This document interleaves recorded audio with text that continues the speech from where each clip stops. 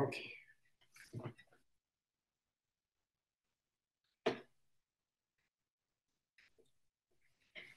أعوذ بالله من الشيطان الرجيم بسم الله الرحمن الرحيم ربي اشرح لي صدري ويسر لي أمري واحلل عقدة من لساني يفقهوا قولي.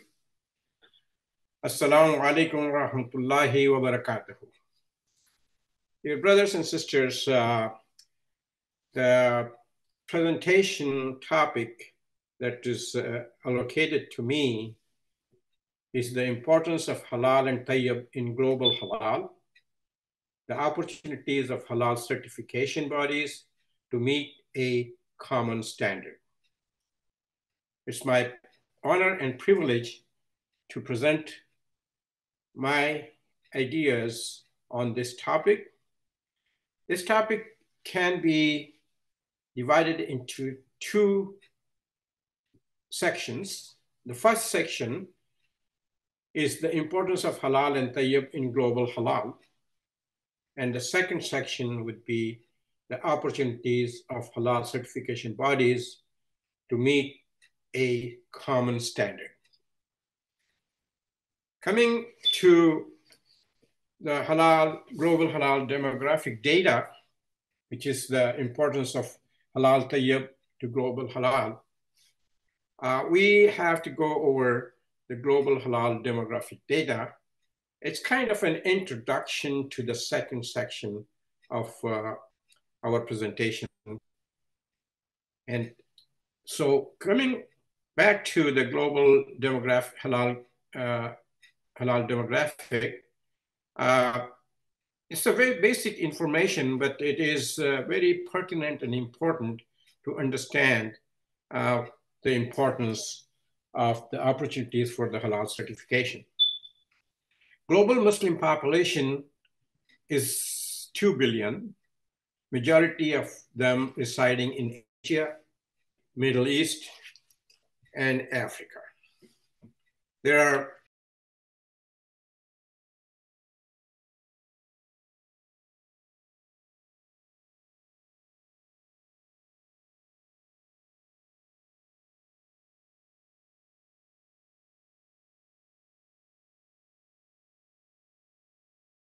Sir, your mic is off.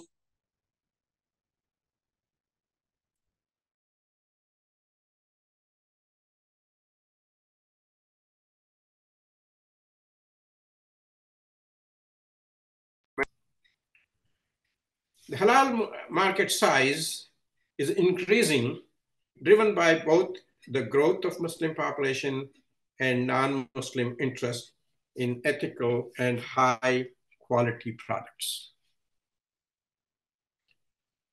Halal tourism is another factor which is contributing to the importance of it, is Muslim travelers seeking destination and services that accommodates their religious needs, including halal food, prayer facilities, cultural sensitivities, such as hijab, adab means mannerism, and so on. There's another factor that is contributing to its importance is non-Muslim interest. Many non-Muslim consumers are choosing halal products due to its higher quality, ethical sourcing, food safety, and health considerations. Trade and investment. Many countries with significant Muslim populations are active participants in global trade and investment. This has led to increased demand for halal products, both domestically and internationally. The best example of this one is the country Indonesia, where they are targeting in the next 5 years to have every product in the country, either domestically produced or internationally procured, has to be halal certified. And it's a huge development with the 230 to 240 million Muslims in the country. And this trend is also increasing in other nations as well. There's another factor of young and growing population, Muslim population. Muslim majority countries often have young and growing population, which contributes to increased consumer demand for a variety of halal goods and services. The importance of halal and tayyib, focusing on that one. Halal and tayyib conditions are the religious and cultural identities of Muslims around the world, consequently playing a significant role in global market. Halal, by definition, means permissible in Islamic law by Sharia. It refers to the set of guidelines and regulations that mandates what is lawful and permissible for Muslims to consume or engage in. Halal products and services adhere to the Islamic principles and guidelines. The importance being, the consuming halal is a religious obligation for every Muslim. You know, like Prophet Sallallahu Alaihi Wasallam has mentioned, and I paraphrase, that there are two identities of a Muslim, that they pray regularly and they consume halal food. The other component is market access to the quarter of the world's Muslim population. By branding it halal, this is acceptable to the quarter of the world's Muslim population. The halal brand reputation and loyalty of all the Muslims all over the world. It's not sectarian, it's global, it's universal. Once it is declared halal, it is acceptable, and that brand gets the reputation and gets the loyalty of the Muslim consumers all over the world. There are other ethical considerations in the connotation or in the concept of halal, like animal welfare, fair labor practices, and environmental sustainability. The other component of this mandate is tayyib. Tayyib in Arabic refers to the concept of purity, wholesomeness, good quality, including safety, emphasizing cleanliness, hygiene, and overall well-being.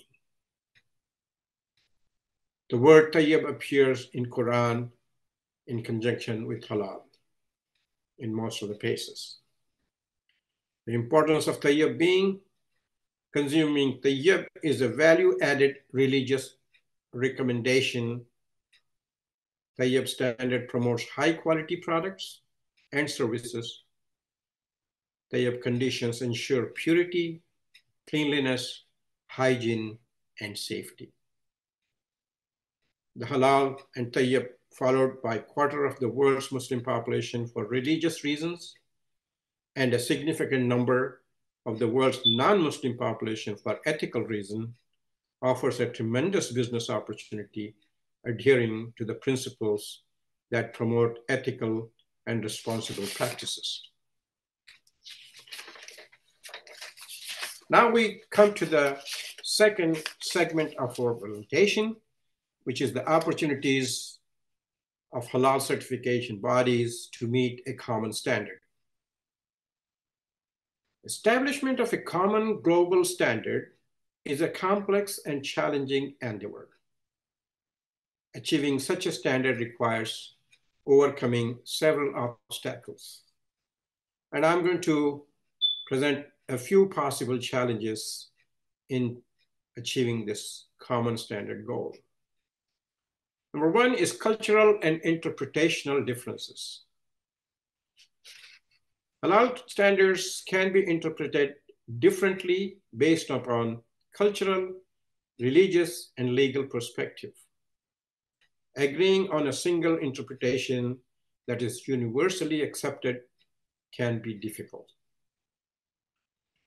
The religious authorities, different schools of Islamic jurisprudence may have varying opinions on what constitutes halal. Obtaining consensus among religious scholars from different backgrounds could be complicated. Regulatory variations. Different countries have their own halal regulations and halal certification bodies. Aligning these regulations under a common standard would require significant coordination and potentially changes in existing national law. The stakeholders' engagement. In standard setting process, it is crucial to involve various stakeholders, such as halal certification bodies, religious scholars, governments, consumer groups, and industry associations. Balancing their interest and viewpoint can be challenging. Enforcement and compliance of one common standard has another challenge. Even if a common standard is established, ensuring consistent enforcement and compliance across countries and industries may be difficult. Political and geopolitical factors, geopolitical tensions, differing priorities, and national interests might affect cooperation on a global standard.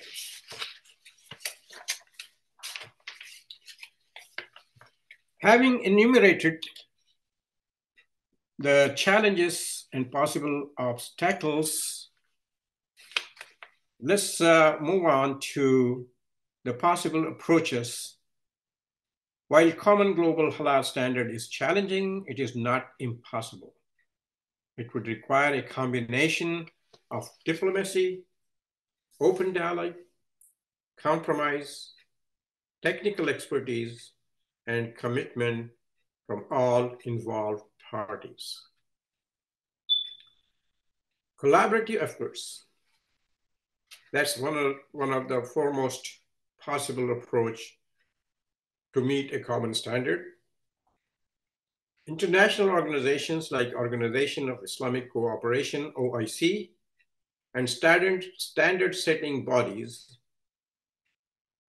like GİMDES, like BPJPH, in Indonesia, like JAKIM, in Malaysia, and GİMDES I already mentioned in Turkey.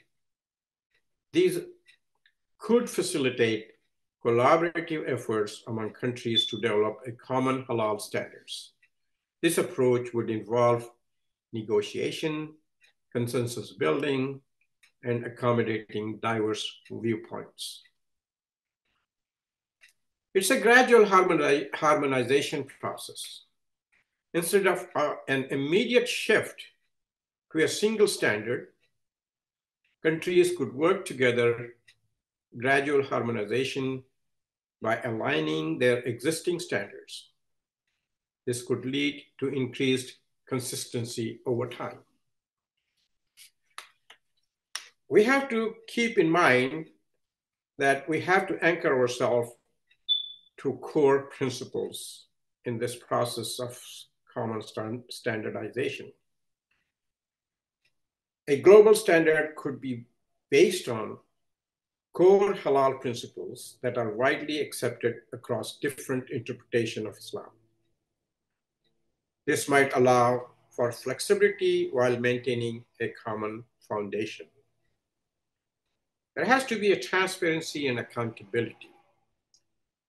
Establishing a transparent and accountable system for standard setting and certification could enhance trust and credibility among the stakeholders. We can begin with a pilot program. Initiating a pilot program in specific industries or regions would help the feasibility and effectiveness of a common standard before implementing it on a larger scale. Of course, this requires education and awareness. raising awareness about the benefits of a common standard and its potential impact on trade, consumer trust, and industry growth could garner support and motivation for collaboration. The jurisprudential, there are suggestions for reconciliation between various Islamic jurisprudential differences. The jurisprudential differences in various mazahib, Shafi'i, Hanafi, Hanbali, Maliki, and Jafari, and so on, with their diverse interpretation has led to variation in Islamic practices and legal rulings across different regions and cultures of the world. However, because of all these mazahib share common foundational principles, reconciliation is possible through combination of dialogue, mutual respect, and a focus on common principles. Following steps are suggested that could contribute to reconciliation, like seeking guidance from Quran and authentic hadith. Rely on the Quran and authentic hadith to resolve differences. These sources are universally accepted by all mazahib. While all the mazahib are deriving their rulings from the Quran and authentic hadith, yet there are many differences, and that also can be reconciled through these sources and getting clue from how to reconcile from Quran and authentic hadith. Emphasis on common ground.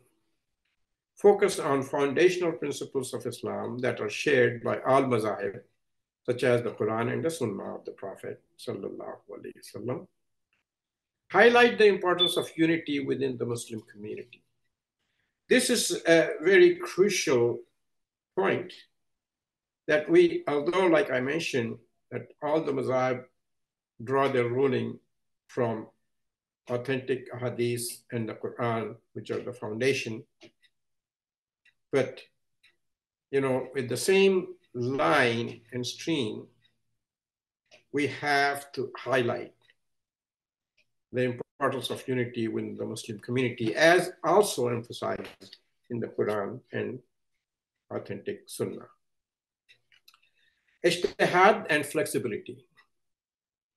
Encourage ijtihad, which is independent judicial reasoning within the framework of each mazahib's principles. This could lead to evolution. This could lead to evolving solutions that are more adaptable to contemporary challenges. Open dialogue and exchanges are important.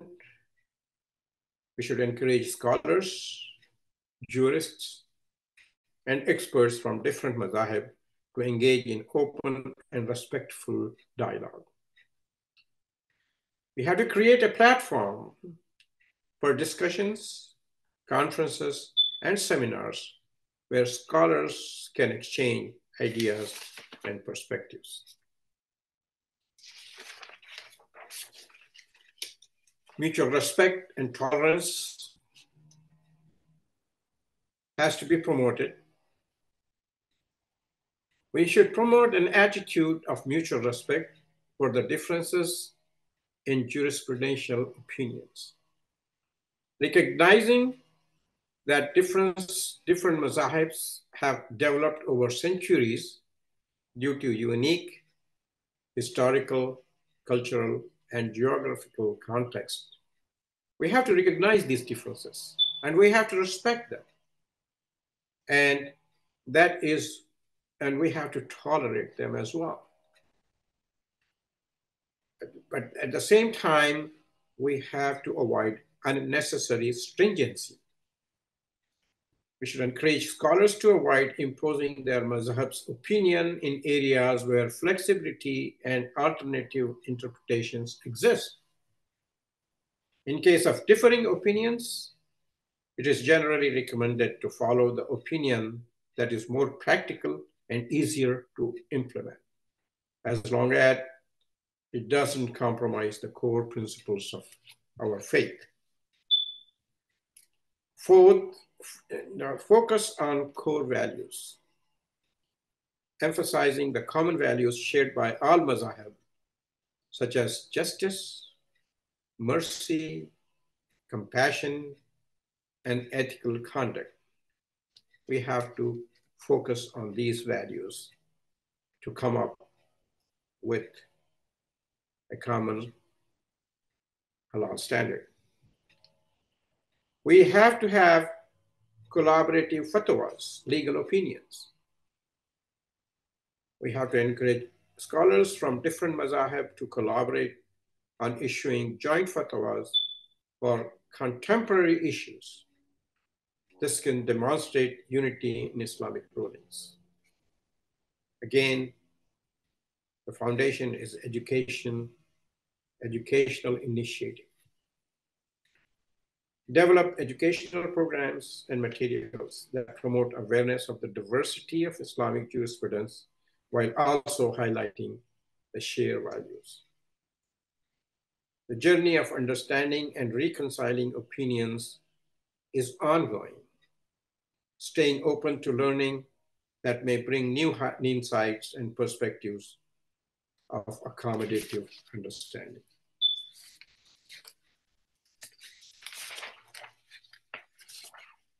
Contextual consideration.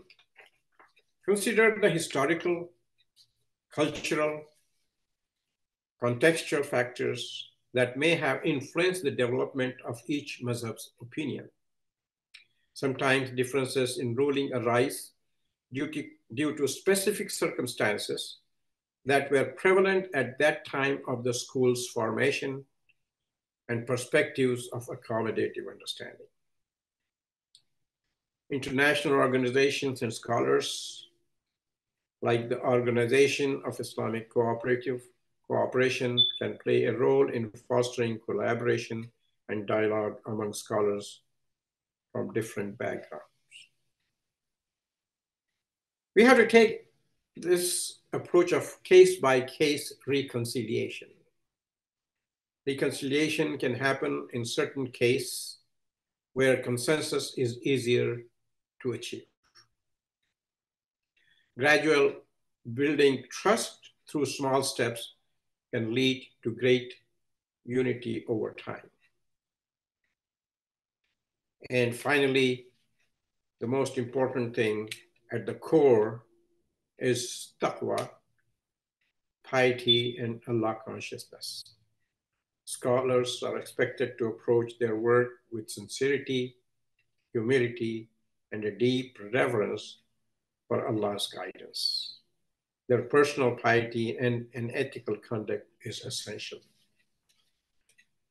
So in conclusion, it is important to acknowledge that complete uniformity might not be attained due to inherent nature of jurisprudential differences and the historical development of the mazahib. Nevertheless, a spirit of mutual respect, open dialogue, and shared commitment to the broader principles of Islam can lead to fostering reconciliation and promoting a sense of unity within the diverse Muslim community. And this is a conclusion I can humbly present to the august body and the audience of the 15th International Conference organized by GİMDES. I'm very thankful for this opportunity to present my thoughts on this topic. And I wish I was physically present there to take some questions and learn from those questions. But inshallah, we'll continue deliberating on this subject. And inshallah, with the izn of Allah, with the help of Allah, with the mercy of Allah, He will guide us to achieve our goals. Jazakumullah al-khair. Thank you very much. May Allah reward all of you, and especially the team at GİMDES who are there working day and night, putting all their efforts and resources to promote and establish halal. Thank you.